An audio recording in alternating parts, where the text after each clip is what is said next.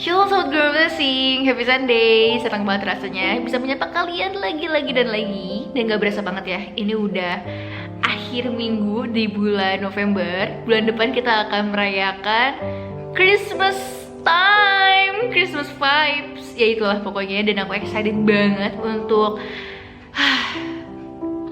melayani Tuhan di momen Natal ini, karena Natal yang sangat spesial untuk pertama kali kita merayakan secara online. Dan aku nggak mau talentaku terkubur gitu aja, dikarenakan sebabnya adalah online dan offline aja. Karena menurut aku berkat dan pelayanan kita itu nggak akan pernah terbatas oleh waktu dan juga jarak.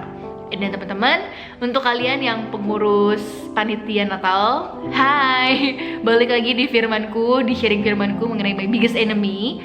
Karena firman ini emang aku udah sampaikan pertama kali di sharing persiapan hati pelayan untuk aku sama tim aku tuh mempersiapkan Natal di tanggal 4 Desember nanti di kampus. Dan aku rindu untuk membagikan firman ini ke kita semua lewat YouTube lagi, karena menurut aku adalah firman itu gak pernah expired dan juga ini relevan untuk kita semua lah.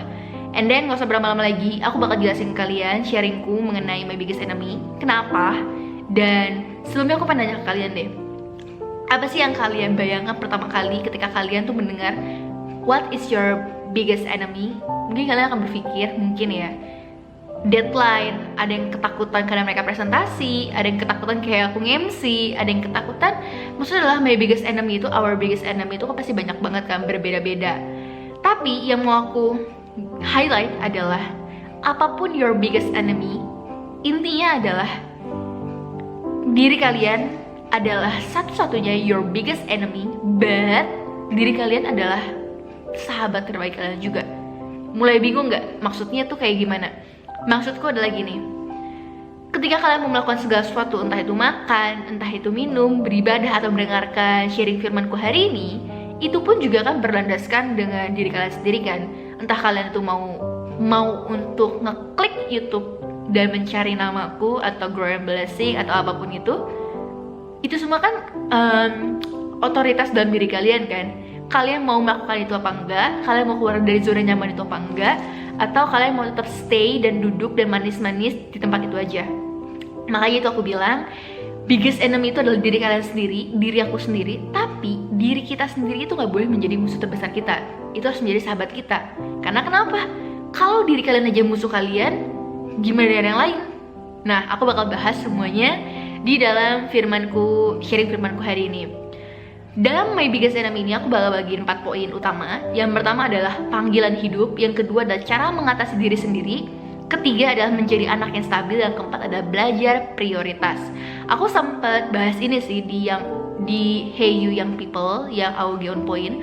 Cuman aku bakal bahas kupas lebih dalam lagi di my biggest enemy ini, supaya kita sama-sama bisa lebih menjadi young people yang punya spirit yang luar biasa banget. Dan aku harap kalian lagi membuka catatan kalian, karena jangan sampai apa yang aku sampaikan atau apapun yang kalian tonton yang bisa membangun kehidupan kita menjadi lebih berkarakter, lebih baik, itu lost gitu aja. Jadi aku harap kalian membuka kitab kalian dan juga mempersiapkan catatan-catatan kalian lah. Gak perlu sampai full banget kalian catat, yang penting kalian mengerti dan kalian bisa ingat. Oke? Lanjut aja kita ya ke yang pertama, my biggest enemy, yang mengenai panggilan hidup.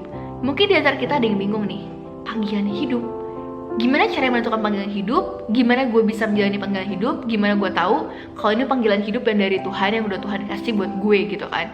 Atau mungkin ada anak-anak yang mikir kayak, panggilan hidup ya kayaknya gue mendingan santai-santai aja deh sampai gue sukses, terus ya udah maksudnya gue fine aja gitu loh.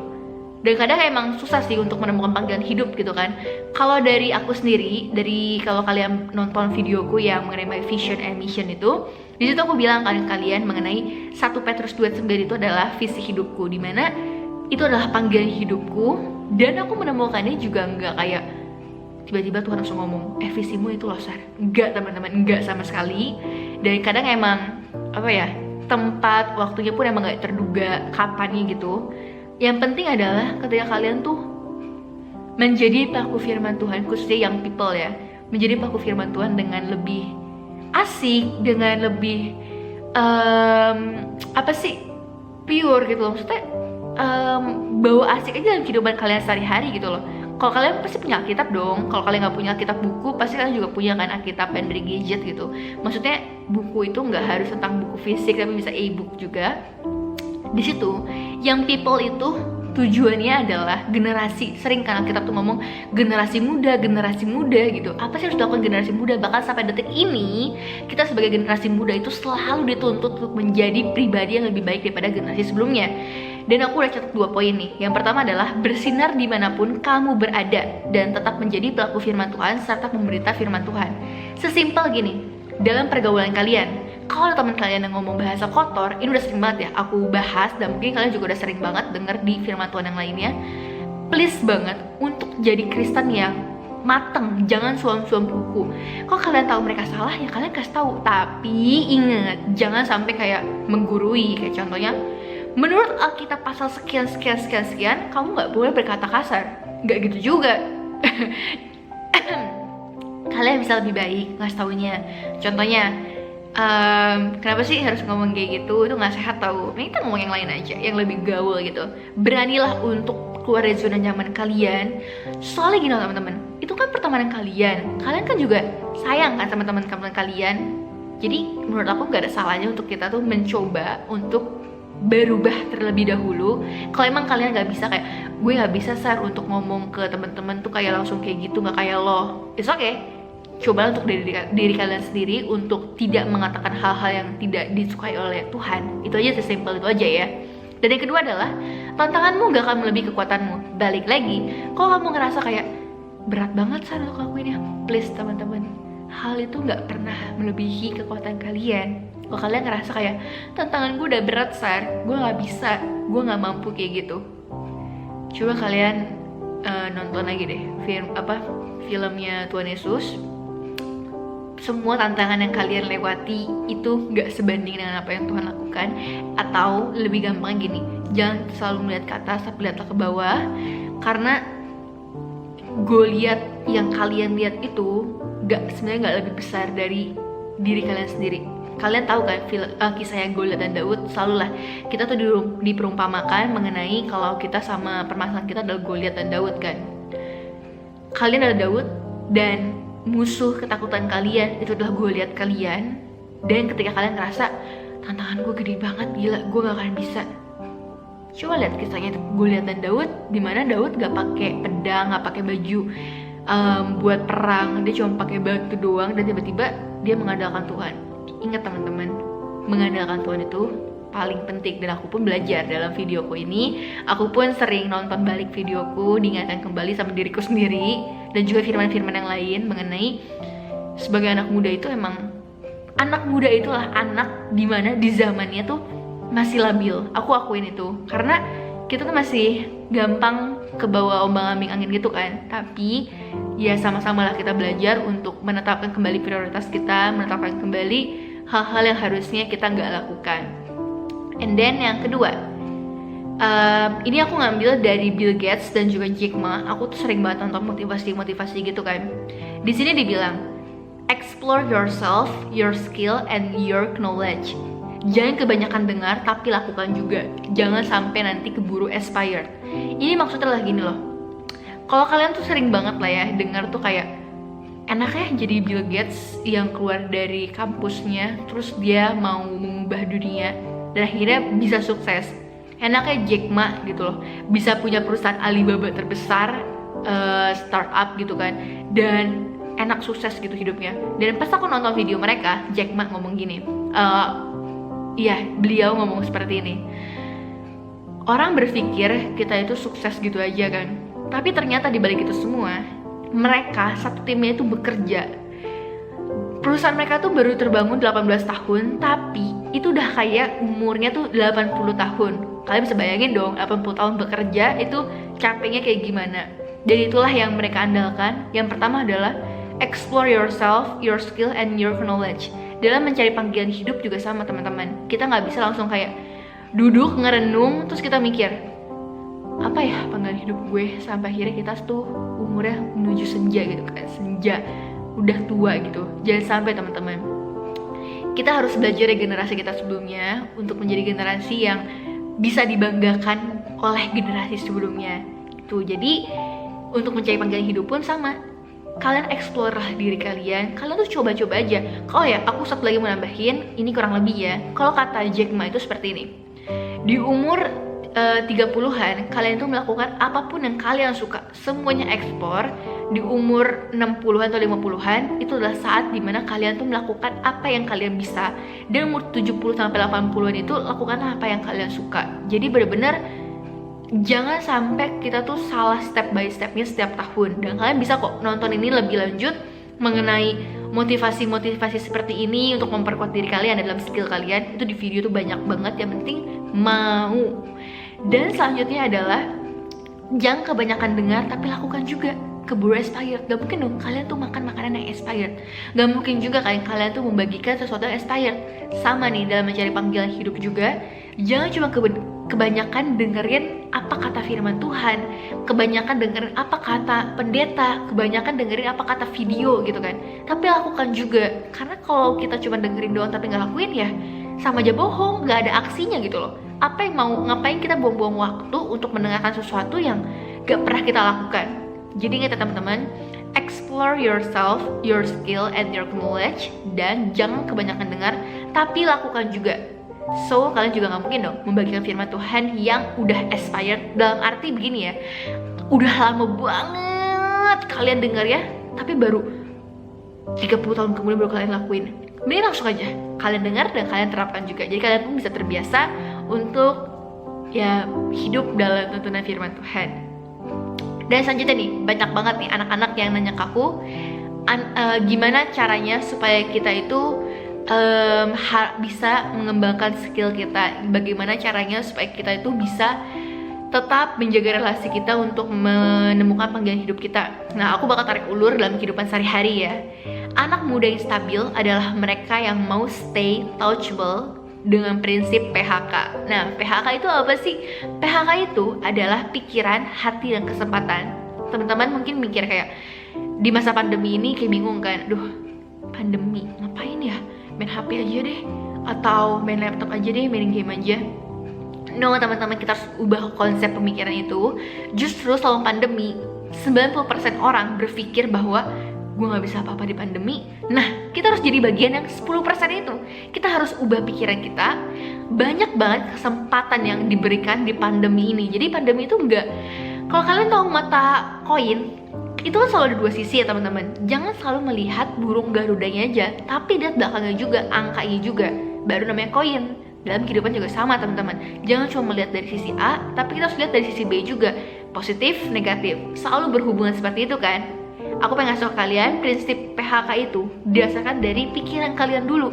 Kalau mindset kalian tuh udah bener, udah bagus, otomatis hati kalian pun akan semakin tenang. Hati kalian juga akan semakin tertuju pada Tuhan, melihat keadaan, dan kalian bisa melihat peluang dan kesempatan yang sudah Tuhan berikan sebenarnya. Abis itu, selanjutnya aku bakal ngasih pertanyaan refleksi buat kalian bisa jawab juga di rumah. Yang pertama adalah, apa yang harus kita lakukan? Kalian bisa cari tahu nih, setelah kalian melihat kesempatan, apa sih yang harus kalian lakukan? Kalau dari aku adalah memulainya. Yang penting adalah mulai dulu. Sama nih kalau kalian suka nulis ya, aku kan hobi menulis. Aku suka nulis dan aku tuh selalu kalau mau menulis tuh menulis opini khususnya. Bingung banget harus ngapain. Kayak hampir 4 jam, 6 jam tuh gak pernah nulis, gak pernah ngetik apapun. Karena seakan-akan di otak tuh, gue gak tahu aku harus nulis apa. Tapi aku menerapkan prinsip ini, coba aja dulu. Sampai akhirnya aku menemukan jawaban-jawaban, ide-ide, dan semuanya berjalan baik-baik aja gitu. Dan yang kedua adalah, kapan harus dilakukan? Secepatnya, sesimpel secepatnya. Jangan pernah menunda-nunda, karena sesuatu yang ditunda akhirnya kita gak bakal jadi. Jangan pernah menunda sesuatu lebih dari 3-5 detik, karena ujung-ujungnya gak akan jadi. Biasanya seperti itu. And then selanjutnya, siapa yang bakal jadi audiens kita dalam mencari panggilan hidup juga sama teman-teman. Kalian harus tahu nih target audiens kalian tuh siapa. Kalau dalam komunikasi, aku tarik keluar ke pelajaranku juga ya. Aku harus selalu tahu audiensku tuh siapa, bagaimana. Karena aku tahu audiensku siapa, aku tahu cara menghadapinya tuh seperti apa. Kayak misalkan panggilan hidupku itu seperti ini ya, bikin video untuk anak-anak muda gitu. Aku tahu bahasa apa yang harus aku gunakan supaya kita bisa lebih enjoy, dan juga bagaimana aku bisa melakukannya dan menjadi teladan bagi teman-teman seumuranku. Dan selanjutnya, kita harus tahu juga ya teman-teman, dalam menjalani panggilan hidup, kita harus tahu untuk apa kita melakukannya dan kenapa kita melakukannya. Jadi jangan sampai kita melakukan visi tujuan hidup kita tuh cuman kayak ya udah, gue melakukannya karena ini firman Tuhan aja, tapi nggak pakai hati. Do what you love, love what you do. Jadi lakukan apa yang kalian sukai, kalian cintai, dan cintailah apa yang kalian sukai. Karena ingat, kalau kalian juga mencintai pekerjaan kalian, percaya deh, kalian gak akan pernah bertahan lama dengan pekerjaan tersebut. Sama seperti hubungan teman-teman. Kalau kalian aja gak mencintai pasangan kalian, ya hubungan itu gak akan berjalan lama. Dan selanjutnya, aku bakal bahas mengenai, bentar ya. Oh ya, jadi anak muda itu harus kreatif dan inovatif. Kenapa sih harus kreatif dan inovatif? Karena menurut aku gini, kita kan hidup di zaman digital ya. Otomatis digital pun memberikan tawaran yang begitu banyak banget untuk kita tuh semakin mengembangkan ide pemikiran kita. Dan sebagai anak muda khususnya, aku selalu ngingetin anak muda tuh harus kreatif dan inovatif. Menciptakan sesuatu, jangan mau jadi, kalau kasarnya dalam menjadi budak yang ngikutin alur gini-gini aja, gitu-gitu aja. Tapi kita pun harus kritis, khususnya dalam memberitakan firman Tuhan. Harusnya mereka mengenal Kristus melalui sinar kalian. Dan kalian boleh buka di Roma 14 ayat 17-18. Aku bacain juga.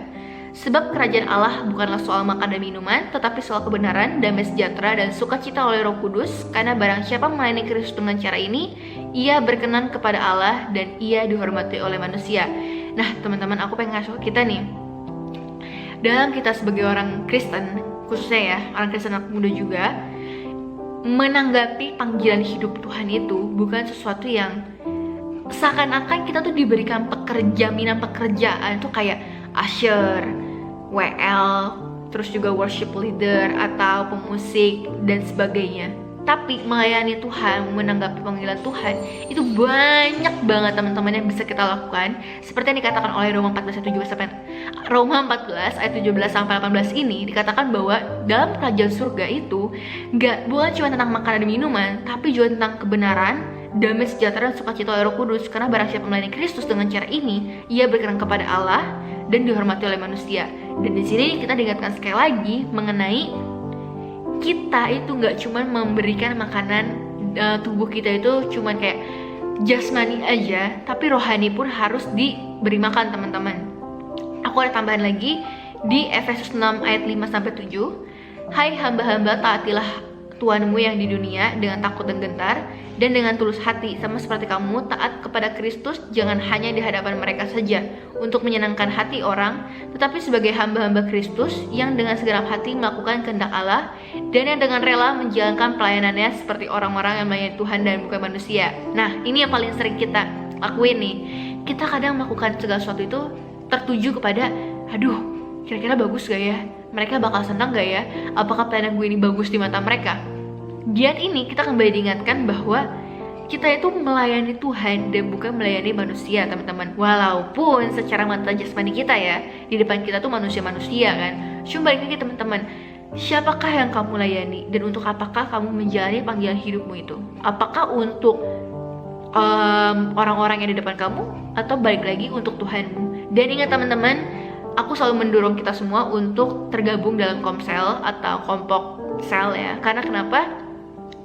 Dari sinilah, dari pemimpin-pemimpin yang dipercayakan Tuhan inilah dalam kehidupan kita akan menjadi pribadi yang semakin belajar untuk semakin bertumbuh dalam Kristus, semakin belajar untuk menjadi pribadi yang semakin baik, dan juga dapat lebih mudah untuk menemukan panggilan hidup kita. Karena dengan adanya pemimpin, kita akan semakin diarahkan nih, kita harus kemana, dan mereka pun otomatis jauh lebih berpengalaman dibanding kita dalam, khususnya ya, biasanya ya, dalam spiritual.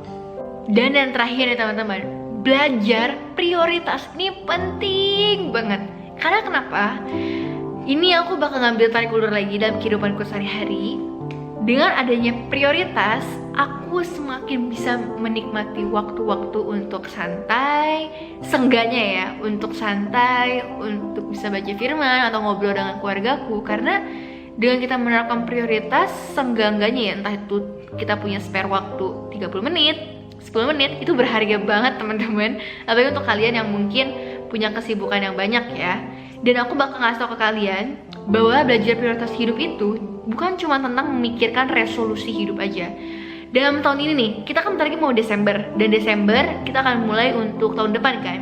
Biasanya udah mulai booming tuh kalau di di Instagram atau di Facebook atau dimanapun, mulai booming yang namanya tuh kayak resolusi tahun ini tuh apa. Aku pernah nge-share firman ini juga di salah satu firmanku mengenai resolusi hidup itu bukan tentang kayak aku mau diet, aku mau kurus, aku mau nanti punya uang yang banyak, aku mau nabung, aku mau beli ini, mau beli itu. Tapi resolusi hidup itu sesimpel 1-2 kata aja untuk menguatkan kita kembali di saat kita hampir down. Dan aku mengingatkan lagi nih, important dan urgent is a different, benar-benar big different banget. Kalian harus bisa bedain, important itu penting dan important itu penting dan urgent itu benar-benar kayak intinya udah nggak bisa ditunda lagi. Nah itu kalian harus bedain. Jadi important dan urgent itu benar-benar berbeda banget ya. Aku bakal bagiin 3 poin utama dan 3 poin penjelasnya. Yang pertama adalah dalam menjalani prioritas hidup ya, prioritas hidup dan juga panggilan Tuhan. Your ministry is your source. Dalam arti adalah ministrimu adalah pusat kehidupanmu. Jadi jangan sampai dalam kalian menjalani kehidupan pun kalian jauh dari namanya tuh keluarga rohani kalian. Entah itu dalam gereja kalian, dalam komsel kalian. Aku sering banget nih dengar ya teman-teman gue yang bilang, selama kita ibadah online, gue jadi jarang ibadah karena feelnya gak dapet kagak semangat. Sama, aku pun juga sama. Tapi aku memaksa diriku untuk terus semangat walaupun keadaannya tuh gak enak. Mungkin kalian boleh mencoba untuk streaming bareng sama teman-teman kalian, terus nonton video khotbahnya bareng-bareng atau bareng sama keluarga kalian. Boleh banget kok. Aku pernah nyoba hal ini. Aku streaming video khotbah itu bareng sama temenku. Cuman karena terganggu koneksi, sampai akhirnya aku mikir kayak yaudah deh, aku nonton video sendiri aja, itu jauh lebih buat aku merasakan hadirat Tuhan lebih lagi. Tapi in the end, di akhirnya mungkin kalian boleh coba untuk sharing bareng. Banyak kok cara-cara yang bisa kita lakukan untuk mendukung diri kita kembali tetap semangat walaupun dalam keadaan pandemi seperti ini. Yang kedua, tabur dengan iman di masa pandemi. Ini penting banget. Aku bersyukur banget sih karena khususnya selama pandemi ini ya, aku kan mulai video kayak gini kan selama pandemi. Dan selama pandemi ini, di saat semua orang ya mungkin berpikir kayak mereka nggak bisa ngapa-ngapain, mereka nggak dapat berkat atau mereka nggak bisa menjadi berkat, aku bersyukur aja gitu sama hidupku bahwa selama pandemi ini aku masih bisa memberitakan firman Tuhan, walaupun dengan sharing lewat call sama teman-temanku di kampus ataupun di gereja ataupun melalui video ini. So kalian pun juga sama, kalian bisa lah gunain instastory kalian, jangan untuk kayak update foto, update makanan, update kalian lagi di mana, quotes galau. Please, itu bukan yang dilarang, tapi coba untuk menabur firman melalui sosial media yang kalian punya. Apalagi kalau kalian selebgram, wah, baik banget kan tuh yang nonton. Makanya jangan cuma jadi selebgram yang cuma endorse dan paid promote untuk barang-barang yang harganya tuh nggak seberapa.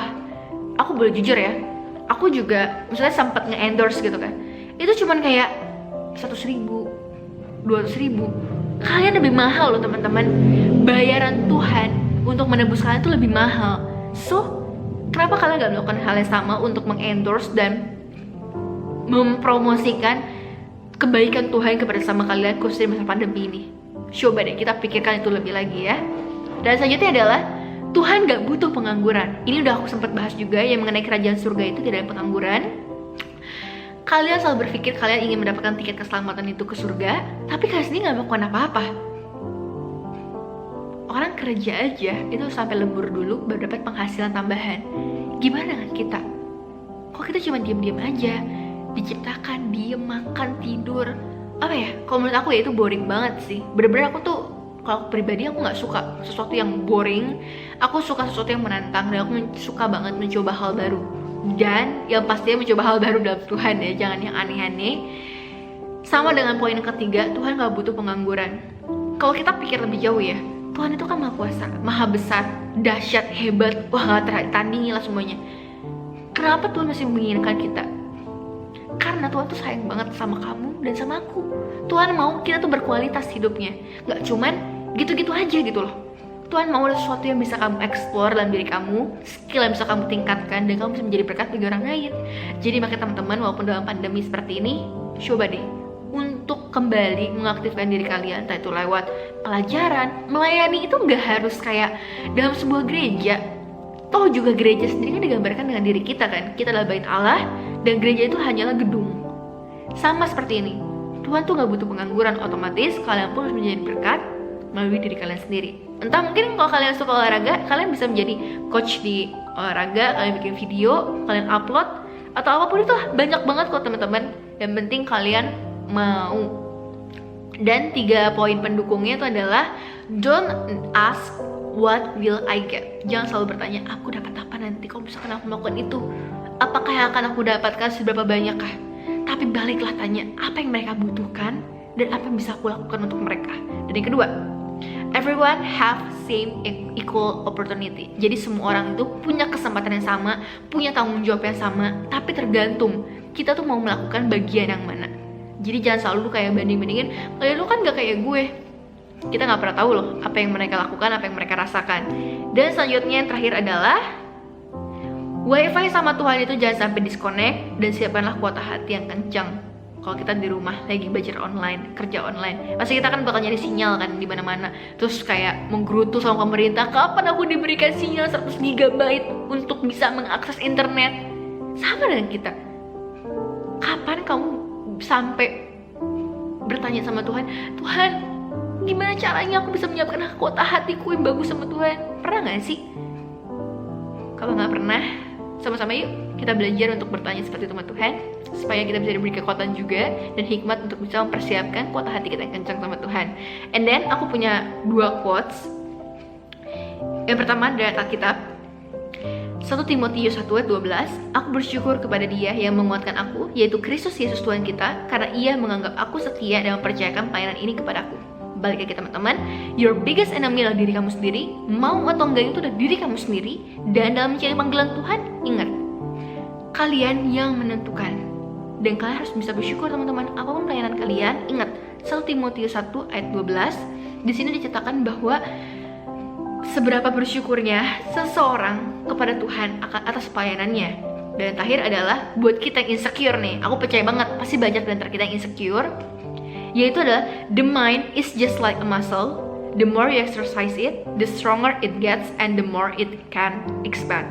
Jadi dalam arti, aku gak perlu jelasin Indonesianya apa, aku cuma jelasin apa maksud dari kata-kata ini. Maksudnya adalah pikiranmu itu adalah seperti otot-otot dalam kehidupan kalian juga. Semakin kalian latih olahraga untuk membentuk otot dada kalian, otot punggung kalian, kalian terus ngeplank, terus push up, sit up, squat jump, apapun itu, kan lama-lama kan ototnya akan terbentuk kan. Sama dalam pikiran kalian. Kalau kalian cuma selalu mikir, aku gak bisa, aku insecure, apa yang kamu gembangkan itu akan kalian dengar dan itu akan kalian imani. Makanya sama dengan perkataan firman Tuhan, kalian setiap disuruh baca firman Tuhan tuh harus berani untuk mengatakannya juga, karena apa yang kalian katakan, kalian dengar, itu akan tertanam dalam diri kalian dan akan kalian lakukan juga. So segini aja penjelasanku, sharingku mengenai my biggest enemy. Aku senang banget, excited banget untuk menceritakan ini pada kalian, karena aku pun mengalami hal yang sama. Untuk melakukan segala sesuatu pasti dalam diriku juga kan, pertentangannya sama seperti aku waktu mau nge-MC. Itu juga pertentangan dalam diri aku sendiri. Aku mikir kayak, bisa gak ya gue kalau gue ngakuin ini, tapi aku takut banget gitu, tapi gue pengen gitu kan. Sampai akhirnya aku mikir, aku doain, yes, aku terima. Dan in the end, aku mikir, ya tadinya aku insecure, aku begini-begini juga aku bisa insecure. Aku mikir kayak, aku gak mungkin bisa. Tapi saat aku percaya mengandalkan Tuhan dan bantuan dari keluarga aku juga, semua fine-fine aja. Dan gue lihat gue tuh gak lebih besar dari Tuhanku. Sama kayak kalian juga, oke? Your biggest enemy adalah diri kalian. Tapi ingat, jangan sampai diri kalian menjadi your biggest enemy. Terus bertumbuh dalam Tuhan dan jadilah berkat. Kalau kalian suka sama video ini dan kalian terberkati, kalian boleh share sama teman-teman kalian. Kalian boleh like, kalian boleh komen, dan kalian boleh DM ataupun chat aku untuk sharing-sharing mengenai spiritual rohani kalian dan apapun. So, God bless you and see you di next video. Happy Sunday!